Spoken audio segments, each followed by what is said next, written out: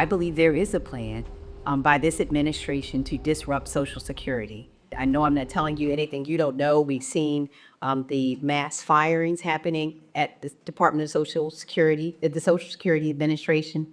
But we're also very concerned about the continuing resolution, the one that I voted against, Senator Van Hollen voted against. And it is a budget resolution that we believe in order to achieve it, we're going to have to see cuts, I think, to Medicaid, Medicare, and we are also very concerned about Social Security. So what have we done? There have been a number of measures. First of all, there are a number of amendments that I filed to directly affect this issue, to require that there be no cuts to Social Security and Medicaid and Medicare in order to fund this budget. Of course, what's one of the realities I have to acknowledge is that we are in the minority. It will require, for us to get much done right now, we need only 4 votes in the Senate and just 3 in the House to be able to get things done. We do not have that at this moment, and so I filed a number of amendments, but those amendments, I have to tell you, so far have not passed. The other thing that we are doing right now is continuing to demand answers from this administration. There have been any number of letters and messages I have been sending both to the Social Security Administration. We've been writing also Health and Human Services. We've been demanding answers from the administration. But the truth is we are going to have to ensure that we do everything we can. I am convinced that they will lose the House in the midterms next year.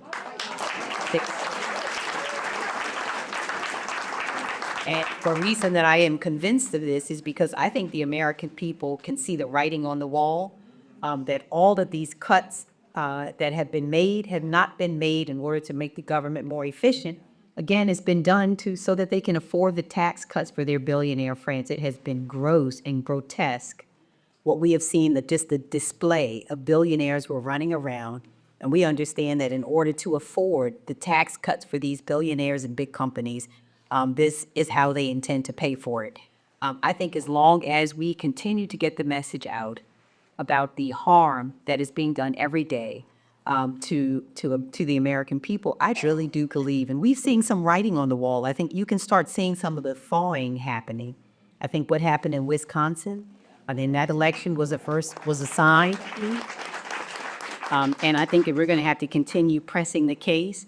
And I think they're going to lose the elections in the midterm. And I think that's going to be really important for us to first regain the House, to hold on to the seats we have in the Senate. It's a more difficult map for us to gain a majority in the Senate right now.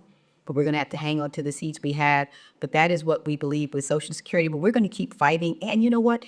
Your voices do matter. They really do matter. As I mentioned, and I said so fairly jokingly about those tariffs, when he started seeing the impact, he changed course. And you know what? The people who voted for him, the people who didn't, and the people who didn't vote at all care about Social Security. And I think as they start to see the movement toward them, I think that it's going to affect even the people who voted for him, and it is going to cause a lot of those folks to come out and vote against this administration and these folks in the House.